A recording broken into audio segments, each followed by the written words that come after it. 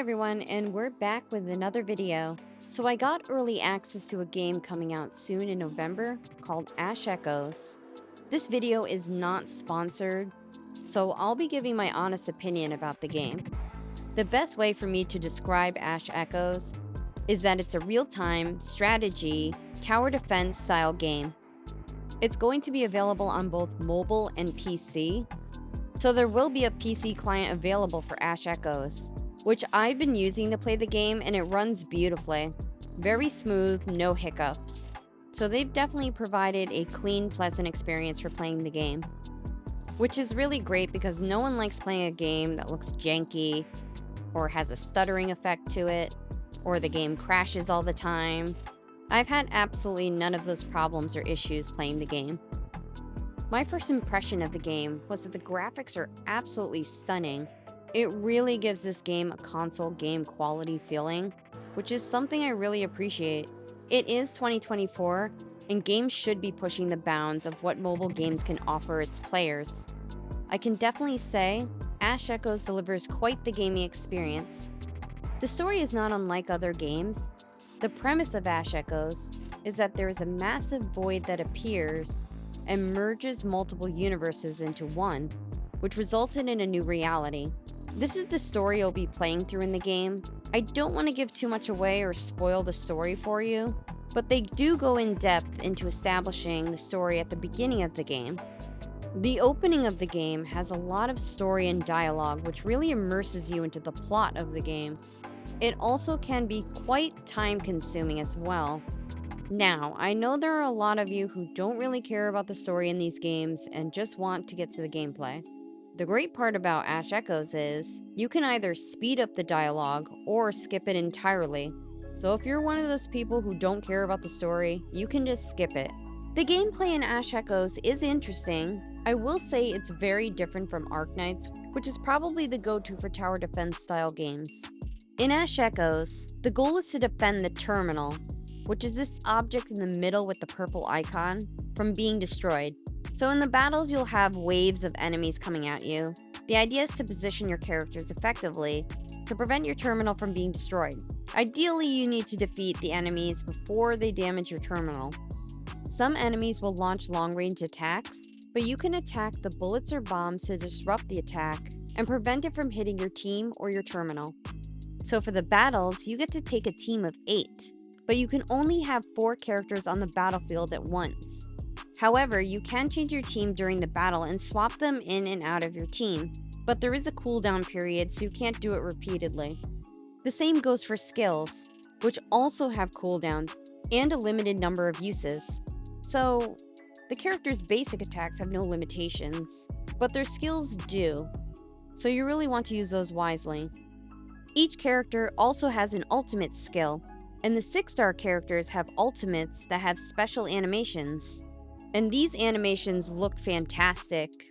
Some of these animations are just absolutely gorgeous and stunning. They really add something a little special to the gameplay. And if you get tired of seeing the animations, they have a skip button for that too. So Ash Echoes already includes quality of life features players typically ask for in gacha games. The gameplay in Ash Echoes also features reactions, not much unlike what we've seen from Genshin Impact. In the case of Ash Echoes, it adds another layer of strategy to the game.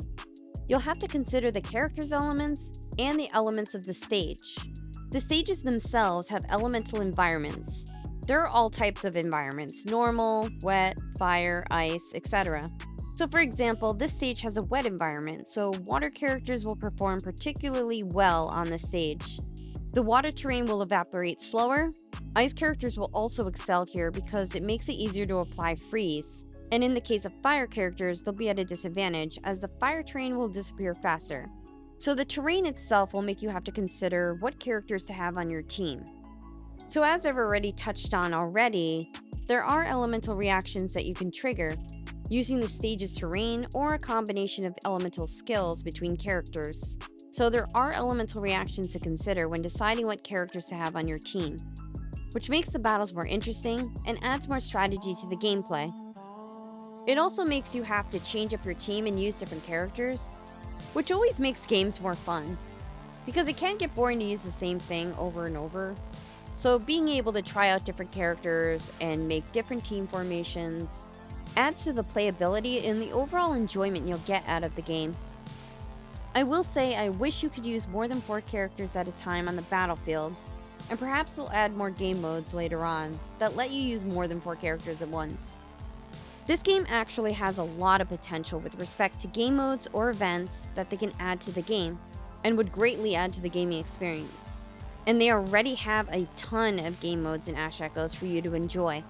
There's the story mode, resource grind stages, Nexus, which allows you to increase your leader engraving, Skyrift, which is a tower-like mode that gives a lot of currency to summon with, joint training, and so on.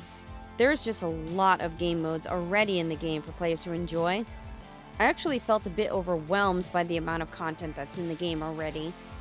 But it gives you a lot to do and a lot to work towards in terms of building up different characters, creating different team compositions, etc. And I'm sure they have a lot planned for the future as well. The character designs in this game are great, and there's a lot of characters to work with in terms of creating different team compositions.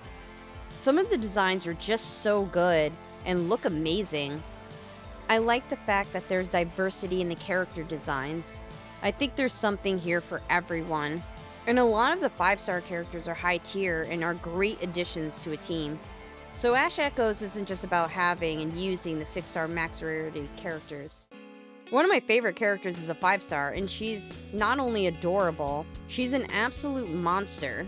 She's just such a great unit to have to put on a team. And the great thing about this game is getting the 5 stars isn't bad. And on that note, I think it's a great opportunity to move on to talking about the Gacha system. So in Ash Echoes, there are 4 banner types when you start. When the game launches, there'll probably be a 5th banner that's a new character banner. So keep that in mind.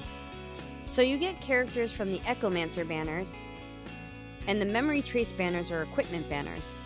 For the character banners, you're granted a 5-star character with every 10 pull. So every time you hit the Resonance times 10 button, you're guaranteed at least a 5-star character, which is why I said before, it's not too hard to get 5 stars. The difficulty may be in getting the one you're looking for specifically, because there are a lot of characters in this game. But the summon system in this game is pretty favorable towards collecting the 5-star characters in the very least. For the 6-star characters, which are the max rarity characters in the game, there is a lower probability to get them, and if you don't get a 6-star in 60 pulls, the probability will increase by 6% after each resonance. From my test summons, which were 300 or more summons, I've found that you'll typically get a 6-star at around 60 pulls. But there are times when it can take more summons, and there are times when you get lucky and get back-to-back-to-back 6 stars. It really depends on your luck, but 60 pulls seems to be the sweet spot for getting a 6-star from my experience. In Ash Echoes, they give new players multiple 6-star selectors and a random 6-star. So there are opportunities to pick up 6 stars that you specifically want for your account, which I think is amazing. I love when games include selectors so that you can at least start with one character you really want. You will have to perform a certain amount of summons to get the selectors, and you'll have to complete tasks in the game to get the random 6-star ticket. But it's still really nice when a game gives you so many of the highest rarity characters, and 2 of them are selectors. I'm really glad I got early access to this game, because it's been a lot of fun testing this game out. I think anyone who likes tower defense or strategy-style games in general will enjoy this game. Ash Echoes is set to be released next month on November 13th. Thank you so much for watching. Don't forget to subscribe, and I'll see you soon. Bye.